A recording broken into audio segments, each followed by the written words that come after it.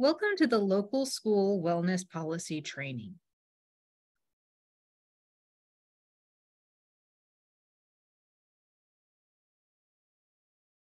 The training today has a few objectives.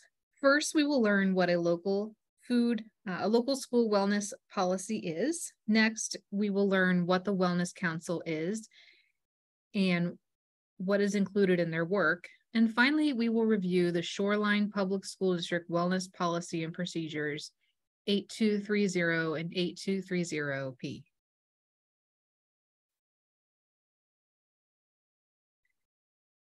A local school wellness policy or wellness policy is a written document that guides a school district's efforts to establish a school environment that promotes students' health, well-being, and ability to learn.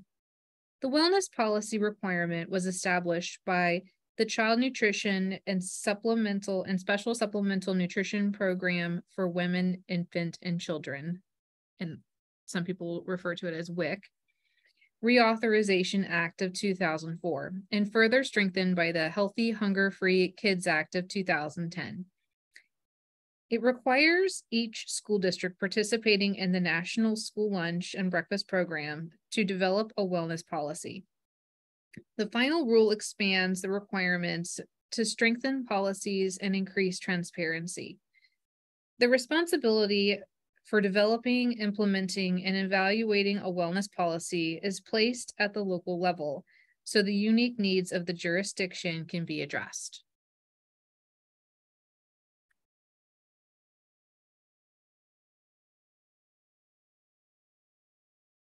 The required components of the wellness policy are the following.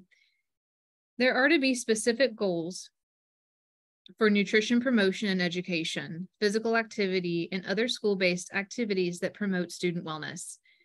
Those writing policy are required to review and consider evidence-based strategies in determining these goals. Standards and nutrition guidelines for all foods and beverages sold to students on the school campus during the school day that are consistent with federal regulations for school meal nutrition standards and the Smart Snacks in Schools nutrition standards. Standards for all foods and beverages provided but not sold to students during the school day. In other words, classroom parties, classroom snacks brought by parents, or other foods given as incentives should be considered. Policies for food and beverage marketing that allow marketing and advertising of only those foods and beverages that meet the Smart Snacks in Schools nutrition standards. And the last component to be covered by a wellness policy is description of public involvement, public updates, policy leadership, and an evaluation plan. School districts are required to establish wellness policy leadership of one or more school officials who have the authority and responsibility to ensure each school complies with the policy. In Shoreline, the school board has designated the Director of Food and Nutrition Services to ensure implementation of the overall wellness policy. Building administrators are directed to ensure building practices are in compliance. The Director of Athletics is tasked with ensuring the physical fitness components are in compliance.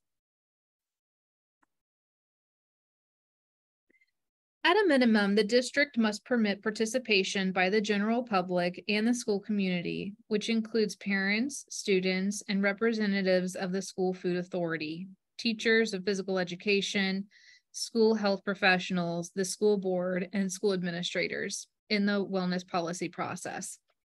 To meet this requirement and to create and maintain a well-rounded policy, the District Wellness Council was established. The goal from the onset of the council was to revise the local wellness policy and draft procedures for Shoreline Public School District to comply with all the rules and regulations. Once that task was completed in 2017, the charge of the council shifted to implement the work, review the outcomes, and to make tweaks to the policy and procedures as needed.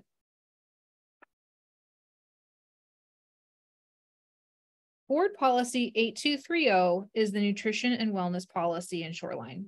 The policy can be found in the District Policy Manual and covers nutrition standards for items sold or served to students during the school day. overall wellness initiatives, and physical education and activity requirements.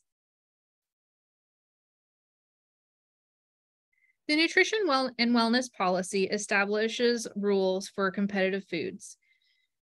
Competitive foods are those sold to students during the school day that are not part of the school meal. So the school meal are the federal reimbursable breakfasts and lunches. Examples of competitive foods are a la carte sales of snacks, food sold in vending machines in student accessible locations, foods and drinks sold by student stores, and fundraisers that involve food sold to the students during the school day with the intent of the student eating or drinking the item purchased during the school day. The policy encourages staff and adult volunteers in schools to encourage and model healthy and nutritious food choices. In addition, the policy discourages the use of food as reward and bans any kind of food access restriction or physical activity as a form of reprimand.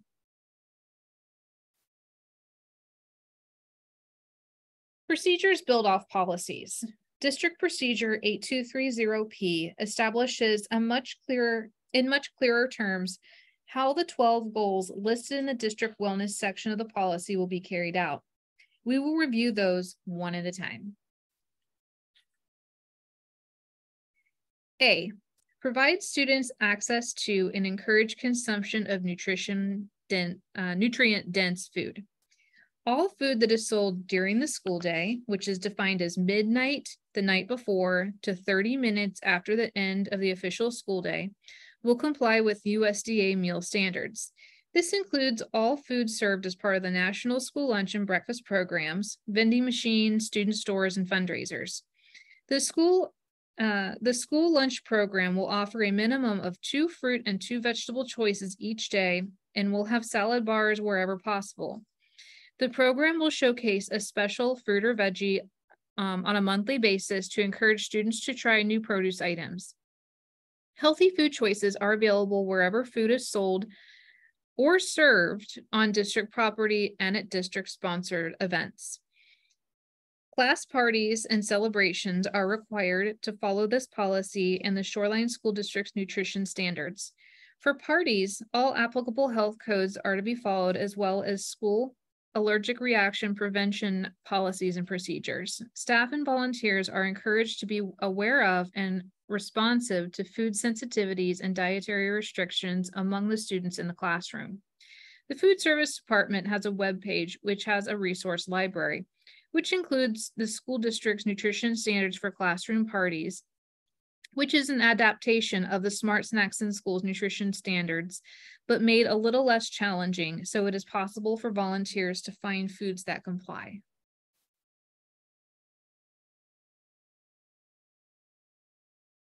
B, comply with USDA non-discrimination federal law that prohibits restricting access to food as a form of reprisal.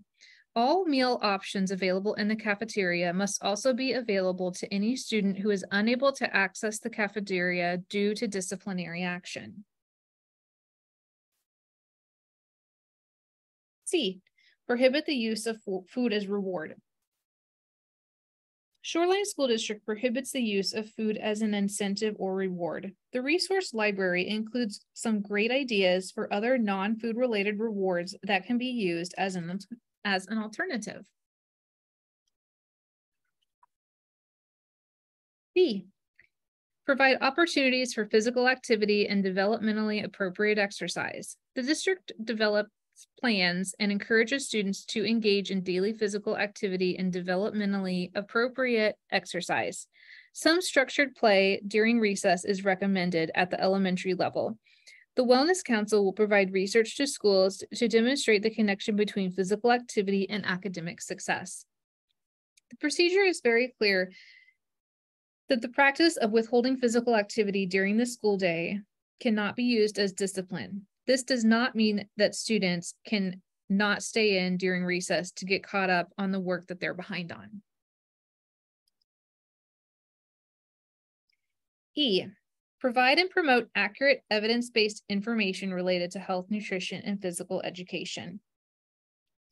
The district's director of athletics will review school schedules annually to ensure all students are given access to the required amount of physical education. Curriculum materials related to health and fitness will follow standard district adoption guidelines for curriculum and instructional programs. F, integrate nutrition education and nutrition. The district will encourage collaboration through the Wellness Council to integrate nutrition education in the classroom with activities in the lunchroom and other school-based wellness activities to promote district-wide wellness. The Wellness Council will meet this goal by collaborating with community and schools to create a twice-a-year communication with wellness resources such as upcoming community runs, walks, events, groups offering nutrition classes for schools, articles to showcase wellness activities in our schools, etc. The Wellness Council will coordinate with the district wellness night. We'll coordinate a district wellness night. The Food Nutrition Services Program will work with volunteers and interns to put together age-appropriate lunchroom nutrition education activities. Section D, assure that guidelines for reimbursable school meals and all competitive foods sold are not less restrictive than the regulations and guidelines issued by the USDA. The Director of Food Nutrition Services programs attends training to stay abreast of current regulations. Menus are analyzed using a menu software system that's approved by OSPI. Foods sold by the student store and in vending machines are audited for compliance by the Food Services Department. Routine audits are performed by OSPI to ensure the food service program is compliant with regulations. Building administrators ensure fundraisers and classroom parties are compliant with Smart Snacks federal regulations and classroom party guidelines. Section H. Involve parents, students, school staff, and the public in developing and maintaining the wellness policy. The District Wellness Council is made up of a variety of stakeholders and the public. Continued efforts will be made to ensure the Wellness Council remains well represented and meetings are held at a minimum of twice per school year. I, measurement of policy effectiveness. The Director of Food and Nutrition Services and/or other designated program staff will monitor compliance of the program, vending machines, and student store to ensure foods being served meet district, state, and federal guidelines. Annual school audits will be performed, and this compliance piece will be included in that process. Building administrators, i.e. school principals, will ensure building practices are in compliance with the wellness policy. The district's Director of Athletics will ensure the evaluation procedures outlined in this policy are followed at each school, and that OSPI's developed assessments are conducted annually and reported to the district assessment department. J. A required component of a district wellness policy is that the district has to designate a person who has overall responsibility of the policy. In Shoreline School District, they have appointed the Director of Food and Nutrition Services to ensure that the overall implementation of the policy is carried out. K, encouraging student participation. The Wellness Council will work with each high school to recruit student representatives to the council each school year. Student representatives will be responsible for acting as a liaison between the Wellness Council and student leadership. L, public notification. So public notification, the district will take the following steps to inform and update the public, including parents, students, and others in the community about the content and implementation of the district wellness policy. The district will do this by publishing a wellness newsletter twice a school year, distributing wellness-related articles to the school or district newsletter. Wellness-related information will be provided on the district website under the Food Nutrition Services Department webpage and through social media.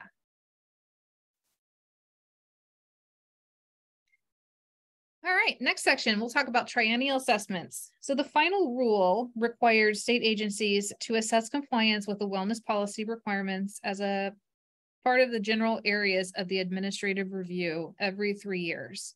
The district must conduct an assessment of the wellness policy every 3 years at a minimum. The assessment determines compliance with wellness policy, how the policy compares to model wellness policies, and the progress to attain goals of the policy. There are tools available to help with the assessment, including the WellSat 3.0, which Shoreline uses to make continued improvements to our policy and procedures.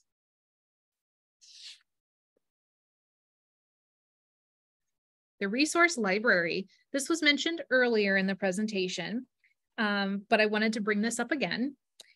For more information and resources for district wellness, the Food and Nutrition Services website contains the resource library. The library contains policy links and FAQs, links to wellness newsletters, annual progress reports, non-food reward ideas, recipes, and more. So this is a great place to go if you want to find out more or have some resources on how you can encourage and promote wellness in your classroom. All right, in summary, the school wellness policy and procedures are intended to establish and maintain a healthy school environment. The Wellness Council is an active group tasked to review implementation and outcomes of the policy and to review new laws and evidence-based research to make continuous improvements to the policy and procedures. The Wellness Council is recruiting. Reach out to the Director of Food and Nutrition Services if you'd like to find out how you can get involved. Thank you.